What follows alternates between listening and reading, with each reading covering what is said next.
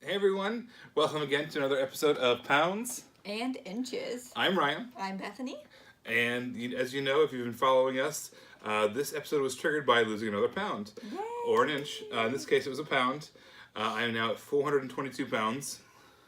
And I'm at 158 inches. And thus, since we are counting our review episodes down from our starting weight, this episode is numbered 422. And 158. All right, so if you want to learn more about that, check out our YouTube channel, Pounds and Inches, or you can follow us on our blog at boardgamegeek.com, Pounds and Inches. All right, so today we're talking about Global Mogul. We picked this game up at a Goodwill dump. Ryan had heard word that Mayfair was dumping a bunch of their games at Goodwill, and so we went on an hour-and-a-half drive to one of the places that he heard was getting a Goodwill dump, and we picked up about 15 games. Yeah, this is one of them, and that's a neat little find. Yeah, we're pretty happy with we weren't sure, we'd never heard of this game before, and so it was kind of a little bit of a gamble, but some gambles pay off and some don't. All right, so what you're doing in this game is you are using an action selection mechanism to pick the actions that you're going to be doing, as well as an engine building to it as well. The theme of the game, as it might suggest, is that you are a global mogul. You are putting your hands in as many pies as possible. You're buying up companies. You are fulfilling contracts, both government contracts and private contracts. And you are going to be sending your agents to markets to get some resources for you. Yeah, that's pretty basic on the action selection engine building, and we don't want to go into too much detail about that, or that would be all we would be talking about. And so what's in the box? What you get in the box is a lot of chits. You're getting chits for everything. Chits for money, chits for resources, special chits for actions. You get chits for starting player, chits for everything. You're also getting some cards that represent the contracts. There's private contracts and government contracts. There's a look at some of the things that you might need to collect in order to fulfill those contracts. There's also company cards that help you break the rules, give you some bonuses, as well as market cards. This is where you send your agents to get more resources.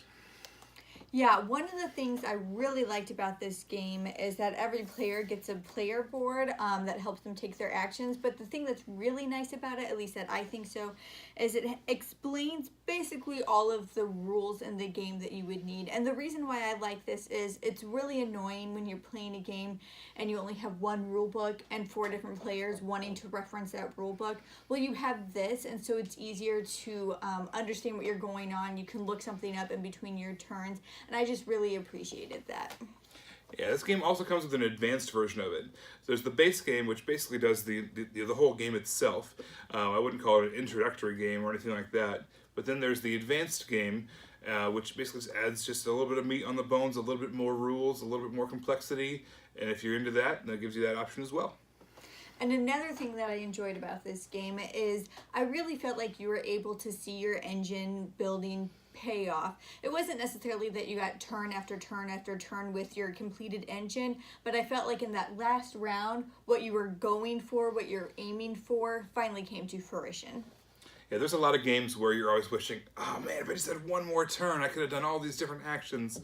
In this game, it's not so much that you finally get that one last turn. It's that it's clear from the beginning how many turns there are, what's going to be happening, and you're going to build to that exact moment and get everything you need to get done at the last moment. There are some clear things that we dislike about the game, but for me, the biggest thing that I dislike is the box cover art.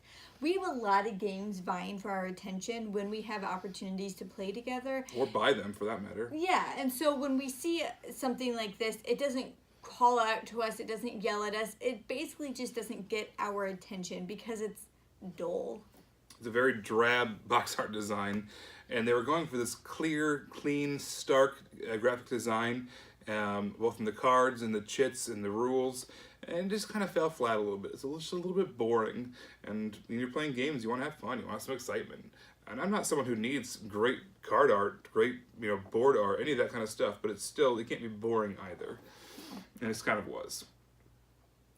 There's also the issue of players being AP prone in this game, analysis paralysis. Yeah, in the game that we just played before recording this, I think my first turn took me 2 or 3, maybe even 4 minutes, just because I wasn't sure exactly what I was going for, and I don't consider myself an AP prone person. No.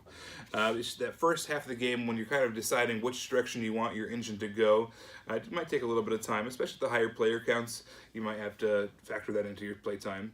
With 2 players, it should play under an hour, maybe a little bit more than that with 3 or 4 players, but longer if you are prone to that analysis paralysis. Yeah, I do want to say that I only think that that would be applicable for the first 2 or 3 rounds of the game. Yeah, that's fair. All right, so the price of this game when it first came out was $55. However, the game is now out of print. It was put out by Mayfair, and Mayfair, if some of you follow that kind of news, went under. They were sold out and bought by Asmodee North America.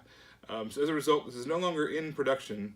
That being said, you can still find this game online easily for probably half the price. Yeah, if what we talked about sounded all interesting to you, if you get a chance to play this, I definitely would. Yeah, if you're someone who can get past judging a book by its cover, judging the box by its cover in this case, and you enjoy that Euro feel of building that engine and the action selection, this is a great game. This is a lot of fun to play. Yeah.